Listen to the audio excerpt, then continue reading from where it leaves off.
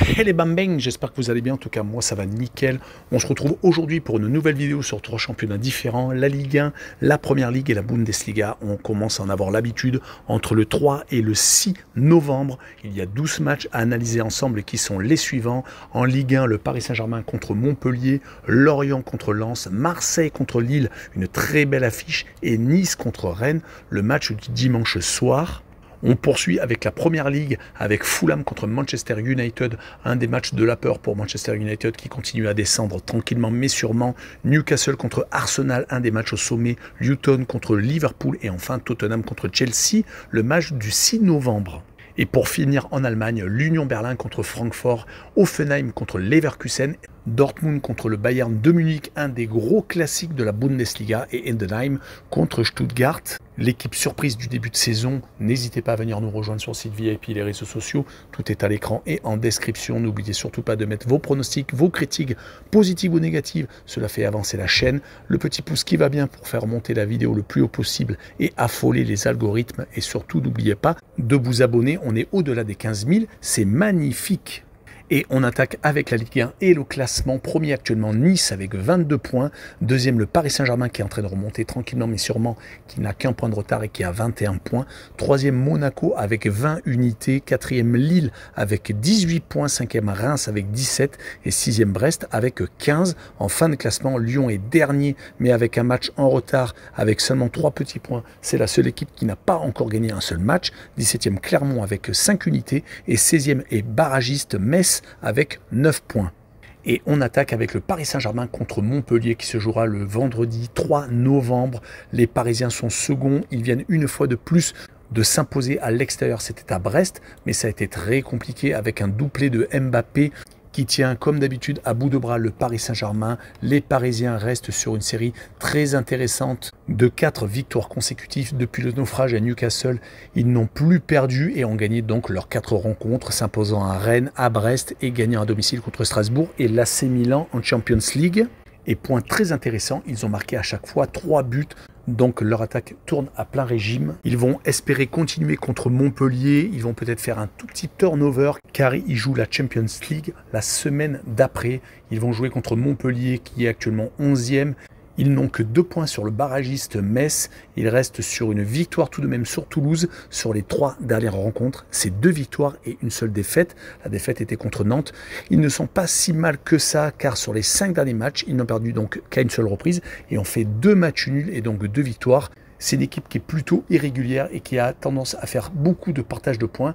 Ils en sont déjà à 3 sur 9 rencontres disputées. Mais sur cette rencontre, je les verrai perdre 3-1 au Parc des Princes et je verrai les deux équipes qui marquent avec une cote à 1,71.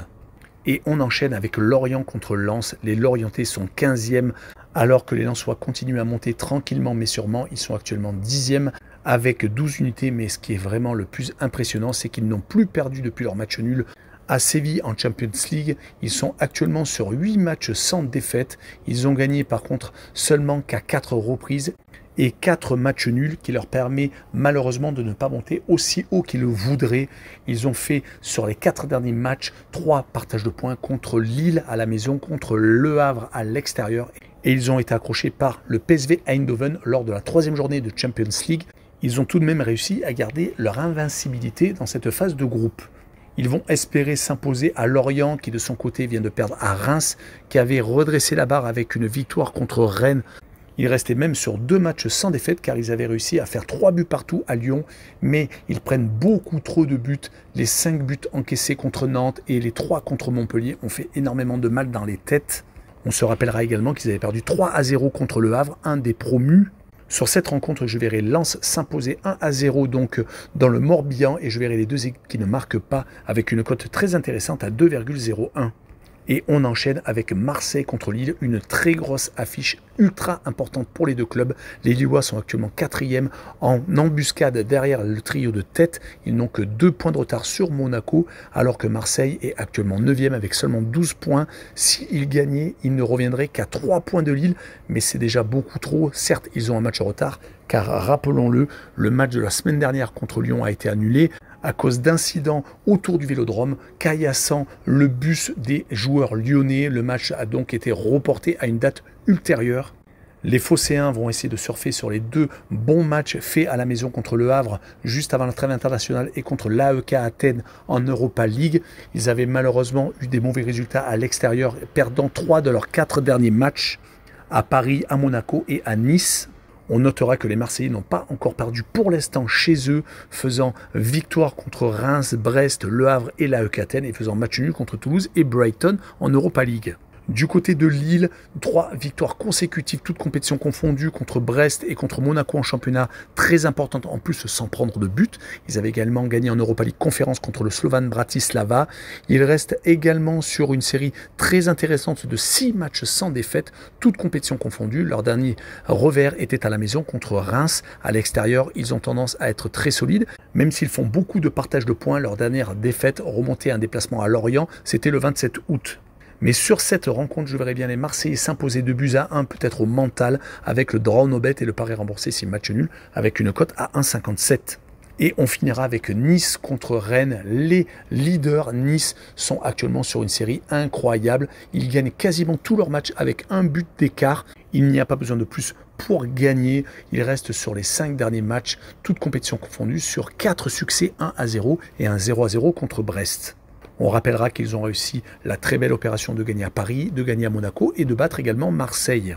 Ils vont recevoir des Rennais qui sont en petite crise de résultats, même s'ils restent sur 2 matchs sans défaite. Une victoire au Panathinaikos en Europa League très importante qui leur donne la tête du groupe dans lequel ils sont. Mais ils viennent de se faire accrocher par Strasbourg qui était en très grande difficulté. Un but partout alors qu'ils menaient 1-0. Ils se sont fait rattraper au score.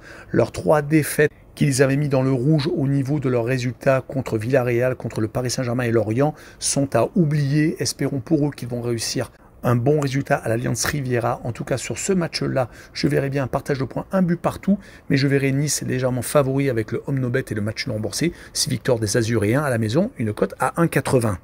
Et on enchaîne avec la Première Ligue et le classement.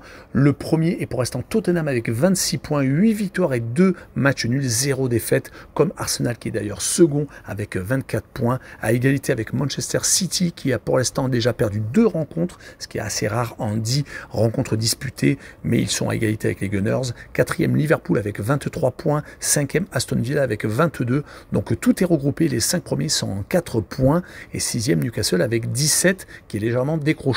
20e et dernier en fin de classement Sheffield United avec seulement un petit point, 9 défaites et un nul, c'est vraiment catastrophique. 19e Burnley avec 4 points et 18e Luton Town, le premier relégable avec 5 unités. Et on attaque avec la première rencontre Fulham contre Manchester United. Fulham est assez mal classé, 14e alors que Manchester United est 8e, une place qu'on n'attendait pas pour les Red Devils. Fulham reste tout de même sur un match nul à Brighton, très important pour eux. Leurs résultats sont plutôt irréguliers ces derniers temps. 2 victoires à la maison en League Cup contre Norwich, un club de Championship, et contre Sheffield United, le dernier. Mais leurs 2 défaites contre Chelsea et Tottenham leur ont fait légèrement du mal car ils se retrouvent dans la deuxième partie de tableau. C'est pour ça que ce bon point à Brighton est très important. Et ils vont recevoir une équipe malade, Manchester United, qui vient de perdre le derby mancunien 3-0 à la maison contre City. Heureusement qu'ils ont gagné contre Copenhague lors de la 3e journée de Champions League, sinon ils auraient perdu 4 de leurs 5 derniers matchs, toutes compétitions confondues. Les défaites contre Galatasaray à la maison et celles enregistrées au Bayern de Munich les mettent en très mauvaise posture en Champions League. En championnat, ce n'est pas beaucoup mieux car ils sont vraiment largués par rapport au premier. Ils ont déjà 11 points de retard sur Tottenham, mais on peut noter que sur leurs 4 déplacements pour l'instant en Première Ligue cette saison, ils ont perdu qu'à 2 reprises. C'était à Tottenham et Arsenal, les 2 premiers du classement, et ils ont gagné à Burnley et à Sheffield United, donc les 2 dernières équipes du classement. Sur ce match-là, je verrai bien une très belle opération des Red Devils gagnant 2-1 à l'extérieur, et je verrai les 2 équipes marquées pour assurer le coup avec une cote à 1,69. Et on poursuit avec un choc entre Newcastle et Arsenal, le 6e qui reçoit le second, une très belle affiche en perspective. Newcastle vient de se faire accrocher à Wolverhampton, c'est une mauvaise opération pour eux car ils se retrouvent décrochés de la 5e place, surtout qu'ils avaient perdu le 3e match de poule de Champions League contre Dortmund à la maison. Dommage car la grosse performance contre le Paris Saint-Germain les mettait peut-être dans les favoris, mais sur les 5 derniers matchs, toutes compétitions confondues, c'est 2 victoires, 2 nuls et 1 défaite, donc une légère perte de vitesse, mais il ne faut pas non plus tout jeter à la poubelle. car ils ont déjà éliminé en League Cup Manchester City, ont accroché des équipes comme West Ham et bien entendu battu le Paris Saint-Germain. Ils vont jouer contre Arsenal qui est second, qui a 2 points de retard sur leur ennemi juré Tottenham. Ils viennent de gagner assez facilement le dernier 5-0. Ils restent sur les 4 derniers matchs sur 3 victoires et 1 match nul. C'était à Chelsea, ils ont fait preuve de caractère car ils étaient menés 2-0 et ont réussi à revenir à 2 partout. On rappellera qu'en Première Ligue, ils viennent de battre Manchester City, c'était le 8 octobre. Leur victoire à Séville leur a donné la première place du groupe en Champions League. Donc quand même beaucoup de bonus. Mais sur cette rencontre, je verrai un 2 buts partout entre les deux formations et avec la double chance 1N avec une cote à 2,14 super intéressante.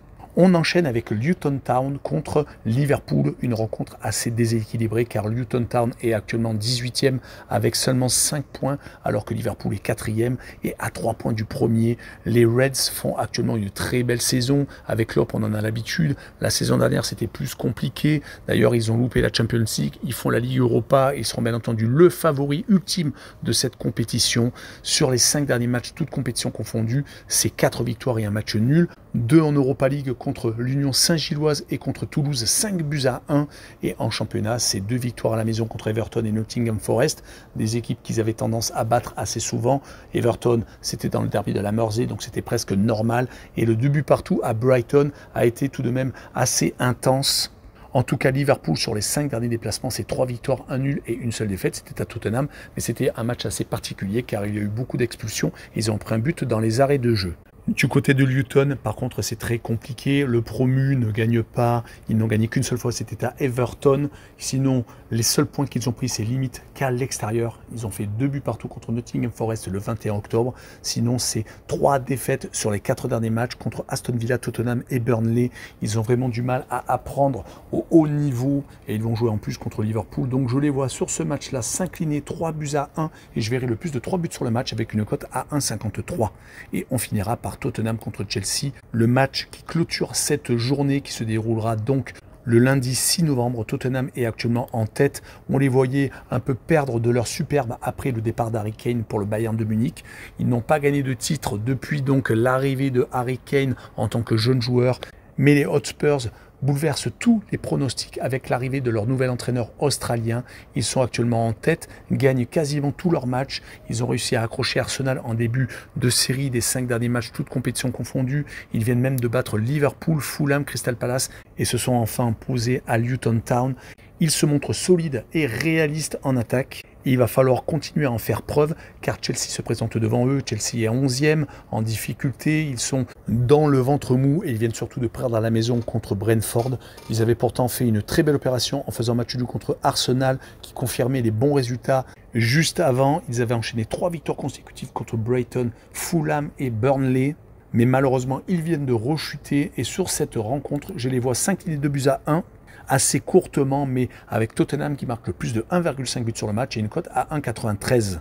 Et on finira avec la Bundesliga. On jette un coup d'œil au classement où le Bayer Leverkusen est actuellement en tête avec 25 points. Deuxième, le Bayern de Munich avec 23. Troisième, Stuttgart avec 21. La grosse surprise à égalité avec Dortmund qui a le même nombre d'unités. Cinquième, Leipzig avec 20 points. Donc 5 points partagent les 5 premiers. Et sixième, Hoffenheim avec 18 unités. En fin de classement, dernier, Mayence avec 3 points. La seule équipe avec Bochum qui n'a pas gagné. Bochum est 16e et barragiste avec 5 points. Et au milieu des deux équipes, 17e Cologne avec 4 petits points. Et on commence avec l'Union Berlin contre Francfort. L'Union Berlin ne s'en sort pas. Peut-être que la Champions League plus ce championnat avec un effectif assez restreint les empêche donc de faire une belle saison. En tout cas, ils sont 15e avec 1 point d'avance sur le barragiste. Ils restent sur une série assez incroyable pour une équipe de ce standing. 11 défaites consécutives, toutes compétitions confondues. Leurs 2 premiers matchs, s'est terminé par 2 victoires contre Mayence et contre Darmstadt. 2 victoires, 4-1. On s'était dit que l'Union Berlin allait faire une grosse saison, mais malheureusement, patatras. Ils ne s'en sortent plus. Ils n'ont plus gagné un point depuis. En Champions League, c'est 3 matchs, 3 défaites. Ils ont perdu contre le Napoli et le Real de Madrid. Le groupe quand même assez compliqué. Mais ils ont également perdu contre le Sporting Braga. ce qui est quand même beaucoup plus compliqué. D'ailleurs, lors de ce match, ils menaient 2-0 et se sont fait renverser. Dans la foulée, ils avaient joué à Dortmund, ils menaient 2-1 et ont pris 4 buts finalement. Donc l'Union Berlin est dans une situation catastrophique. Et ils vont jouer contre Francfort qui vient de faire 3-3 contre Dortmund à la maison, qui avait gagné 6-0 en milieu de semaine dernière contre HJK Helsinki, le club finlandais en Europa League Conférence. Francfort est tout de même sur une série de 3 victoires, 1 nul et 1 défaite sur les 5 derniers matchs. Ils sont plutôt sur une bonne dynamique plutôt qu'une mauvaise comme l'Union Berlin. En tout cas, je verrai une victoire 2-0 de Francfort avec la double chance N2 et une cote à 1,57. Et on enchaîne avec Hoffenheim contre le Bayer Leverkusen, le 6e qui reçoit le premier. Hoffenheim vient de s'imposer à Stuttgart. Un match très important contre une équipe qui occupait la seconde place. Il fallait le faire. Ils sont par contre sur 3 victoires sur les 5 derniers matchs, toutes compétitions confondues. Et les 3 victoires et tout était à l'extérieur. Alors qu'à domicile, ils se sont inclinés 2 fois contre Dortmund et Francfort, à chaque fois sur le score de 3-1. Donc Hoffenheim est beaucoup moins bien quand il reçoit que quand il se déplace. Et le malheur, c'est qu'ils vont jouer contre le Bayer Leverkusen, qui n'arrête pas de gagner, qui n'ont pas perdu encore, qui ont fait qu'un seul match nul, c'était contre le Bayern de Munich. En plus, sinon, c'est que des victoires, toutes compétitions confondues. C'est une équipe ultra impressionnante. Ils gagnent tout le monde sur les 10 derniers matchs, toutes compétitions confondues. C'est 9 victoires et un match nul. Donc sur ce match-là, pour moi, il n'y aura pas photo. Je vois une victoire de Leverkusen 2-1 et je verrai un but de Boniface, l'attaquant vedette de Leverkusen, avec une cote à 1,73. Et on enchaîne avec le choc Dortmund contre le Bayern de Munich. Un classique entre deux ogres du championnat allemand. La saison dernière, Dortmund a perdu le titre à la dernière minute contre le Bayern de Munich, qui de son côté ne s'attendait pas à un tel cadeau. Le Borussia Dortmund n'a fait que 2-2 dans le dernier match où une victoire suffisait. Malheureusement, ça a été très compliqué dans les têtes. Dortmund s'est bien rattrapé. Ils sont actuellement 4e à 4 points du premier. Ils viennent de se faire accrocher par contre à Francfort, faisant 3 buts partout. Ils restaient pourtant sur une série de résultats très importants. Ils ont gagné par exemple à Newcastle en Champions League, se relançant dans cette poule très compliquée et très homogène. Sur les 5 derniers matchs, toutes compétitions confondues, c'est 3 victoires et 2 matchs nuls. Ils vont rencontrer l'ogre bavarois qui n'arrête pas également de gagner. Ils sont en train de remonter tranquillement au classement, ils sont seconds. Ils n'ont fait que 2 matchs nuls pour rester en Bundesliga, c'est contre Leipzig et le Leverkusen. Sinon, ils n'ont fait que de s'imposer et ils mettent actuellement des gros cartons comme le 7-0 contre Bochum, le 4-0 en Coupe d'Allemagne et également le 8-0 ce week-end contre Darmstadt alors qu'il y avait 0-0 à la mi-temps. Mais le deuxième rouge des promus a totalement déséquilibré la rencontre. Cela s'est fini à 2 expulsés à 1, mais 8-0 avec un triplé de Harry Kane. En tout cas, sur cette rencontre, je verrai bien 2 buts partout avec le plus de 3,5 buts sur le match avec une cote à 1,90. Et on finira par Heidenheim contre Stuttgart, le promu contre la surprise de ce championnat avec Stuttgart qui est actuellement 3e. Heidenheim est malheureusement beaucoup plus en difficulté, 13e avec seulement 2 petits points sur le barragiste. Mais le promu est en train d'apprendre. Ils viennent de perdre 2 fois consécutivement contre le Borussia Mönchengladbach en championnat et en Coupe d'Allemagne. Et malheureusement pour eux, ils viennent de perdre leurs 5 derniers matchs, toutes compétitions confondues. Il n'y a pas tout à jeter à la poubelle car Heidenheim a gagné quand même tout de même 2 fois à la maison contre le Werder de Brême et l'Union Berlin, une autre équipe en difficulté. Et ils vont jouer contre Stuttgart qui vient de gagner en Coupe d'Allemagne contre l'Union Berlin justement. Donc comme je vous l'ai dit, l'Union est vraiment très mal en point. Ils ont gagné 4 de leurs 5 derniers matchs, toutes compétitions confondues. Donc Stuttgart est vraiment très bien. Ils n'ont perdu qu'une seule fois, c'était contre Hoffenheim en championnat. Donc sur cette rencontre, je les verrai bien gagner 2-1 à l'extérieur et je verrai les 2 équipes qui marquent tout de même avec une cote à 1,52. Voilà, on en a fini avec cette vidéo. N'hésitez pas à venir nous rejoindre. Tchou les bambing!